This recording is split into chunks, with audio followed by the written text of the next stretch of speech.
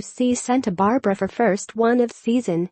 Pittsburgh, AP, Ryan Luther had 13 points, including 3 three-pointers and 10 rebounds to help Pittsburgh its first win of the season Wednesday night, a 70-62 victory over UC Santa Barbara. It didn't come easily, as the Panthers, 1-2, led for just 6 minutes, 58 seconds, and were outplayed by the Gauchos, 1-1, for much of the evening. Jared Wilson-Frame hit 4 consecutive free throws to give Pitt its first lead with 16:17 to play, and there were 7 lead changes and 5 ties before Luther's tip-in of his own miss gave the Panthers a 58-57 advantage with 2:37 left. After an offensive foul on UCSB's next possession, Wilson-Frame put back his own missed 3.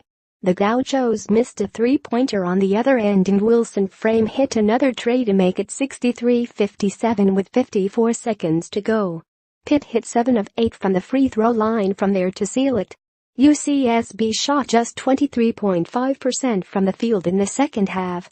"We closed out well, and we tried to box out a lot better in the second half," Pitt guard Jonathan Milligan said.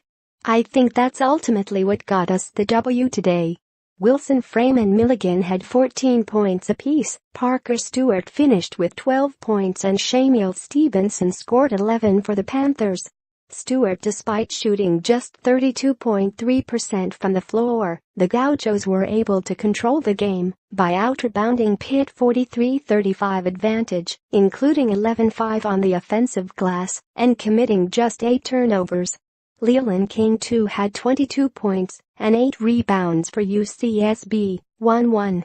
Jalen Canty added 10 points and 11 rebounds for his third career double-double. Missing piece: the Gauchos played without starting point guard Marcus Jackson, a graduate transfer from Rice, who is day-to-day with a hip injury. Jackson also missed the season-opening win against North Dakota State. He averaged 12.2 points per game with the Owls in 2015-16.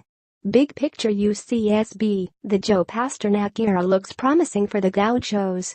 The first-year head coach, hired from the Arizona staff over the offseason, had his squad play nearly level with an ACC team on the road after going 1-12 away from home last season. "Our guys have worked so hard installing our man-to-man defense and rebounding principles," Pasternak said. "I couldn't be more happy with how they competed. The ball didn't go in."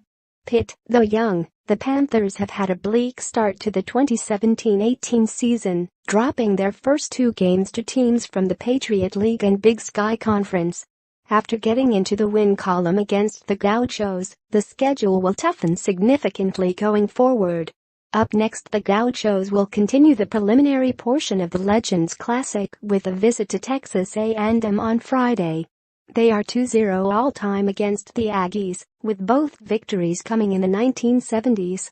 Pitt will face its first Power 5 conference opponent of the season. It plays Penn State in the championship round at Barclays Center in New York on Monday. Pitt and Penn State have played each other 147 times.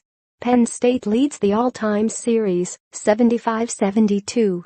The teams also played a neutral site game last year, which Pitt won, 81-73.